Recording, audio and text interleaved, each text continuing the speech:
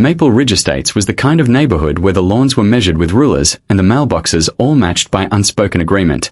It was a quiet, orderly place, the sort of community where nothing ever seemed to go wrong, mostly because one woman made absolutely sure of it. Her name was Deborah Whitlock, though almost nobody in the neighborhood called her that. Behind her back, and sometimes not even behind her back, she was known simply as the HOA lady. She had served as president of the Maple Ridge Homeowners Association for 11 years, and in that time she had built something like a small empire out of lawn height regulations, mailbox color codes, and holiday decoration curfews. Deborah did not just enforce the rules. She seemed to live for them.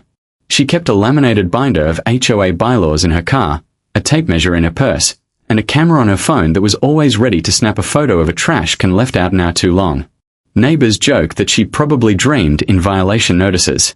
There was the time she measured Mr. Fenton's hedge with an actual level to prove it exceeded the 4-foot limit by half an inch, and mailed him a written notice the same afternoon. There was the time she circulated a petition against a family's inflatable Halloween decorations, calling them a visual disturbance to the character of the street, even though the decorations came down every year on November 1st like clockwork. And there was the now legendary incident involving a bright purple mailbox that had appeared on Sycamore Lane, which Deborah reported to the association board with the same urgency most people reserve for actual emergencies. To be fair, not everything Deborah did was unreasonable.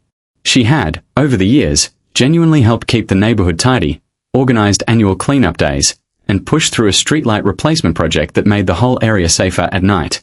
But it was hard for most of her neighbors to appreciate the good when it came wrapped in so much rigidity. She was, as more than one resident put it, not wrong, exactly, just exhausting. But now Deborah had a new project, one bigger than anything she had taken on before. She and her husband, Gary, had bought the last empty lot at the end of Willow Court, a wide, sloping piece of land at the edge of the development, bordered by a stretch of old oak trees. They were going to build their dream home there, 6 bedrooms, a wraparound porch, a 3-car garage, and, in Deborah's words, a house that finally matches my standards. She had spent months planning it. She picked out the tile for the kitchen backsplash before the foundation was even poured. She ordered custom shutters. She had already, somewhat prematurely, ordered a brass plaque for the front gate that read the Whitlock residence, estimated 2026. What Deborah had not done, in all her months of planning, was double-check one small, easily overlooked detail buried in the county records. The trouble began on a bright Tuesday morning in early spring. The construction crew had been on site for 2 weeks, and the foundation forms were finally going in. Deborah stood at the edge of the lot in her sun hat, sipping an iced coffee, watching the workers with the satisfied expression of a queen surveying her new castle.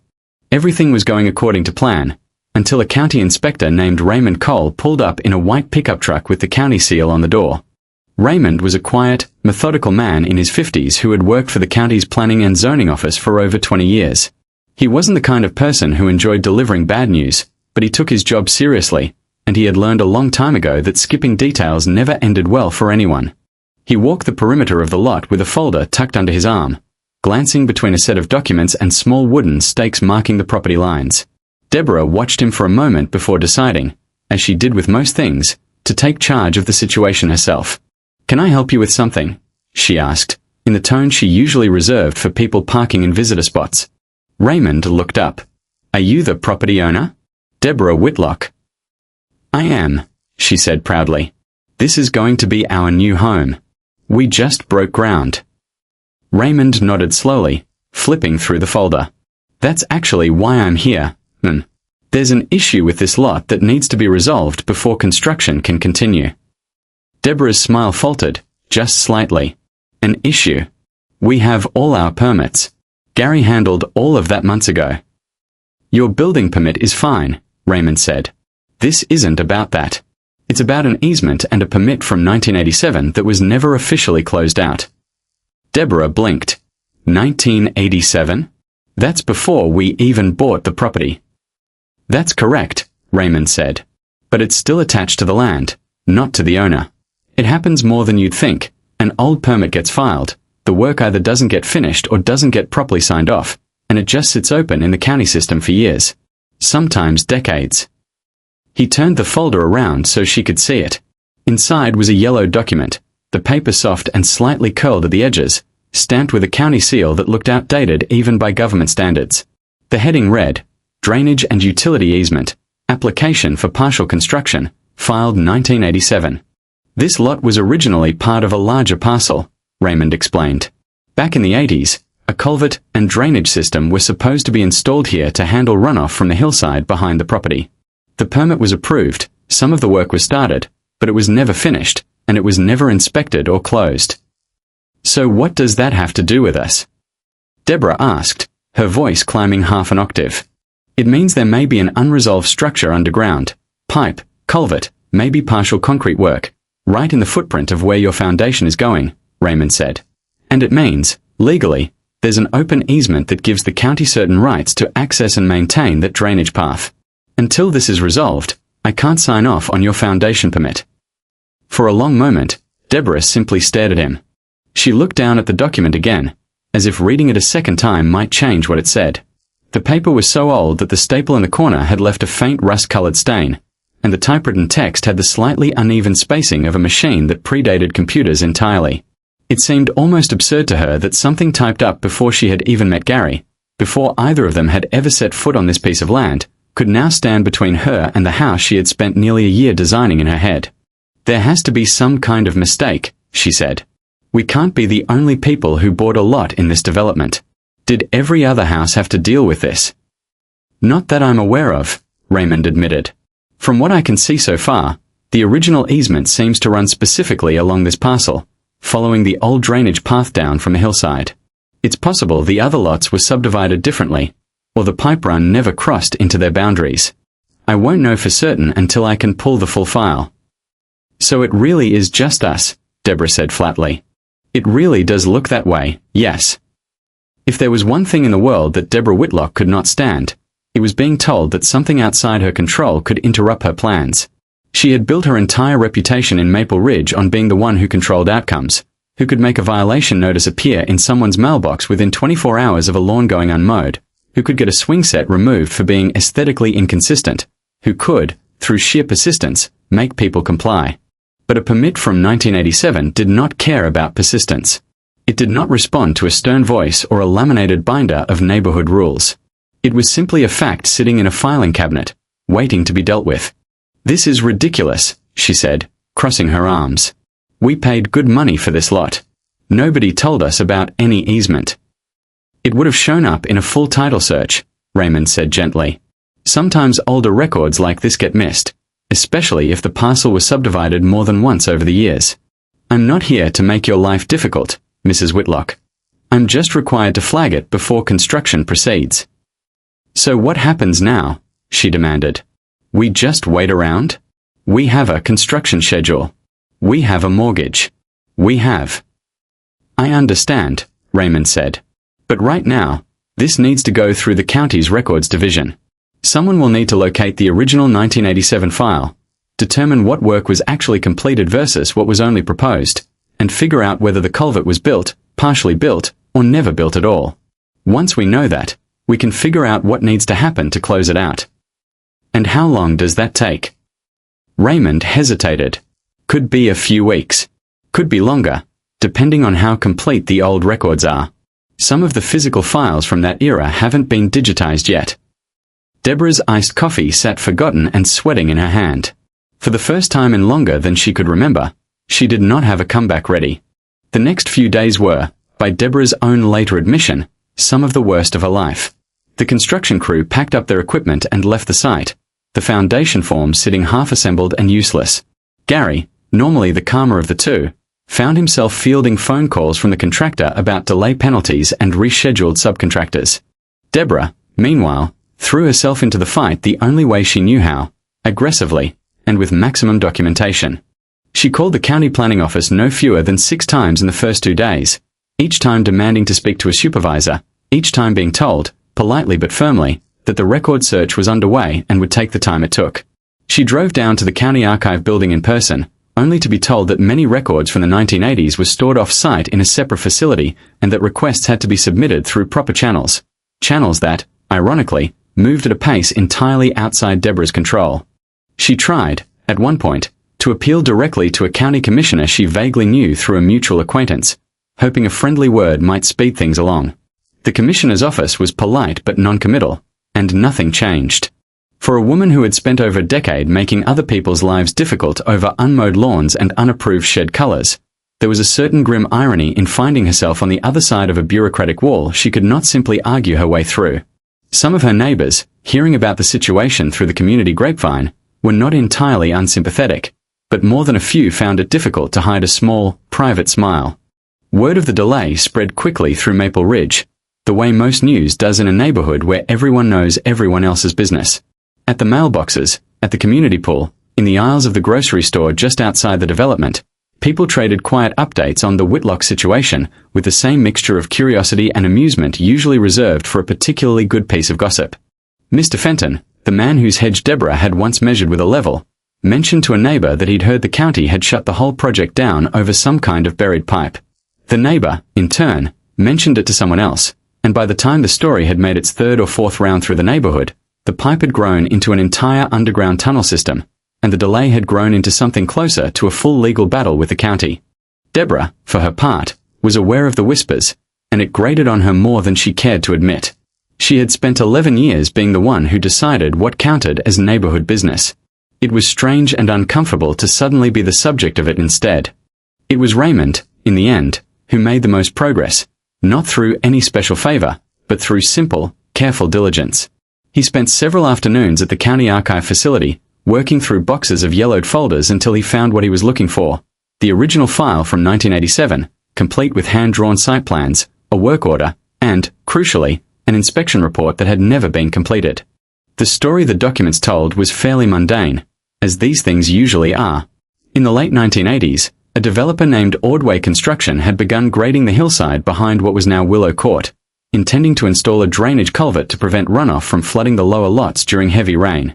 The pipe had been partially laid, about 60 feet of it, running diagonally across what was now Deborah's lot, before the project ran out of funding. Ordway Construction folded not long after. The remaining work was never completed, and the permit, through some combination of oversight and the messiness of a company going under, was simply never formally closed. For nearly 40 years, the file had sat untouched, the partially buried pipe sitting quietly under what had, over the decades, become an empty grassy lot, until now. Raymond brought the findings to Deborah and Gary personally, laying out the old site plan on the hood of his truck. "The good news," he said, "is that this isn't some kind of contamination or structural hazard. It's just an old, incomplete drainage pipe. The bad news is that it runs almost directly under where your foundation is planned, and legally, the county still holds an easement over that path until the project is either completed or formally abandoned." "So can we just have it abandoned?" Gary asked, hopeful. "Just close it out and move on?" Raymond shook his head. "Not exactly. The original purpose of that culvert, managing runoff from the hillside, is still relevant. If it's not completed, and you build over it without addressing the drainage issue, you could end up with serious water problems on this lot during heavy storms. Flooding, foundation damage, that sort of thing. The county's not going to let that risk go unaddressed, especially with a new house going up." Deborah, who had spent the past several days in a state of near constant frustration, felt something colder settle in her stomach. "So what do we do?" "You have two options," Raymond said. "One, you complete the original drainage work, finish the culvert, get it inspected and approved, and then the easement can be formally closed. Two, you redesign your foundation and drainage plan around the existing pipe and easement, keeping it in place and building around it, with engineering approval." Neither option was what Deborah wanted to hear. That evening, sitting at their kitchen table surrounded by blueprints, invoices, and a growing pile of paperwork, Deborah and Gary had one of the more honest conversations they'd had in years. "We could fight this," Deborah said, though there was less conviction in her voice than usual. "We could get a lawyer. Push back on the county." Gary rubbed his temples. "Deb, even if we fought it and won some kind of technicality, we'd still have an unfinished drainage pipe running under our house. You want to spend the next 20 years worrying about flooding every time it rains hard?" She didn't answer right away. She thought, oddly, about the dozens of letters she had sent to neighbors over the years, the ones about unmowed lawns, chipped paint, a birdbath that was 2 inches taller than the association's guidelines allowed. She had always framed those letters as being about protecting property values, protecting the integrity of the neighborhood, doing things the right way instead of the easy way. It was a strange thing, she realized, to be on the other end of that same principle. Doing things the right way, it turned out, wasn't always convenient. Sometimes it was inconvenient, expensive, and slow, even when you weren't the one who had made the original mistake. Fine, she said finally. Let's just finish it properly. Get it done right, and get it closed out for good. Gary looked almost surprised. No lawyers. No fighting. I didn't say I liked it, Deborah said. I said let's get it done. Completing the drainage work turned out to be less dramatic than the weeks of frustration leading up to it. With Raymond's guidance, the Whitlocks hired a licensed engineering firm to survey the hillside and design a modern drainage solution that would tie into the old, partially completed culvert. Rather than trying to erase the old work, the engineers incorporated it, running a new section of pipe to connect with the original 60 feet Ordway construction had laid back in 1987, and adding a modern catch basin at the top of the slope to handle runoff more efficiently than the original design ever could have. It took an additional 6 weeks and a cost that made Gary wince every time he thought about it. But by early summer, the work was done, inspected, and formally approved. Raymond himself came out to sign off on the final inspection, watching as a small crew filled in the last section of trench and tamped down the soil. 40 years, he said, almost to himself, looking at the fresh dirt. Long time for something like this to sit open. Longer than I want to think about, Deborah said, standing beside him in considerably less polished attire than she usually wore to inspect other people's yards, jeans, work boots, a baseball cap instead of her usual sun hat. For what it's worth, Raymond said, most people in your position would have fought this every step of the way. Some do, for years. You just got it done. Deborah gave a short, humorless laugh. Believe me, I wanted to fight it. I just realized fighting it wasn't actually going to fix the problem. It was just going to make me feel better for about 5 minutes and cost twice as much in the end. Raymond nodded, a small note of genuine respect in his expression. Not everyone figures that out. Before he left that day, he handed her a copy of the final inspection report for her own records, along with the original 1987 file, now stamped closed in fresh red ink across the front. Might be worth keeping, he said. Some kind of reminder of how these things go, if you ever need one. Deborah took the folder and looked at it for a long moment. The same yellowed paper that had once felt like an obstacle now just an ordinary piece of neighborhood history, filed away and finished. I think I will, she said. Might frame it, actually. Right next to the plaque. Construction on the Whitlock house resumed not long after, and this time it moved forward without interruption. The foundation was poured over a lot that had, for the first time in nearly 40 years, an actual complete and properly inspected drainage system running beneath it. The framing went up through the summer, the roof went on in early fall, and by the time the leaves began to change color on the old oak trees at the edge of the property, the house was finally beginning to look like the home Deborah had spent so many months planning. Something had shifted in her, though, something small, but noticeable to the people who knew her well. She still cared about the neighborhood looking a certain way. She still, on occasion, mentioned the HOA bylaws in casual conversation a little more often than was strictly necessary.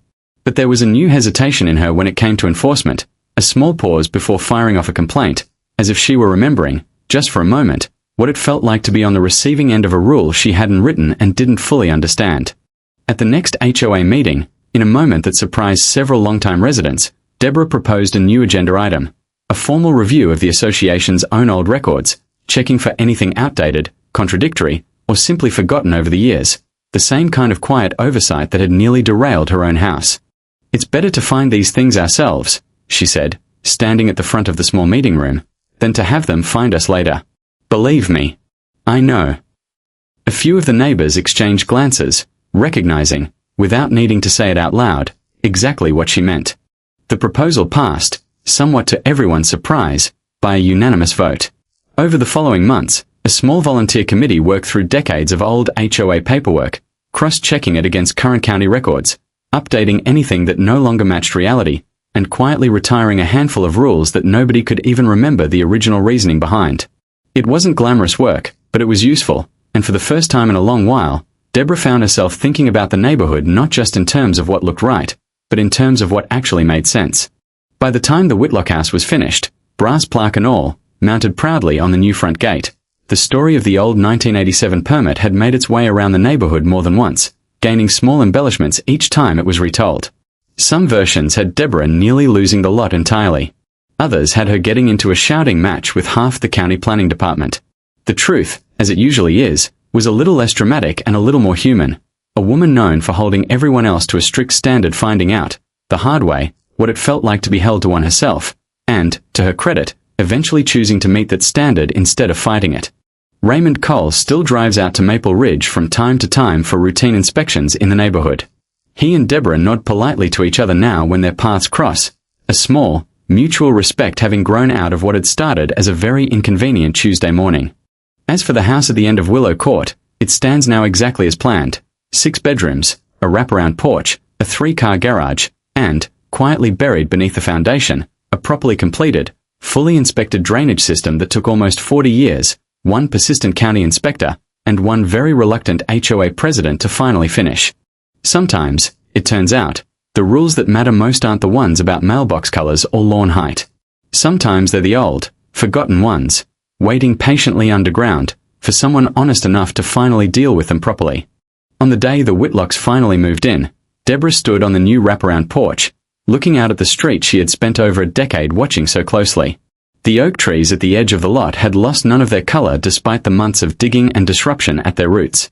Gary carried the last of the moving boxes past her with a grin, teasing her gently about the framed copy of the 1987 permit already hanging in the front hallway, right where she'd said it would. Quite the housewarming gift, he said. A 40-year-old drainage permit. It's a conversation starter, Deborah replied, only half joking. Besides, every house should come with a reminder that some rules are worth taking seriously, even the inconvenient ones. Down the street, a few neighbors waved as they walked past, and for once, Deborah simply waved back, without reaching for her phone to check whether their grass was a 1/4 inch too long.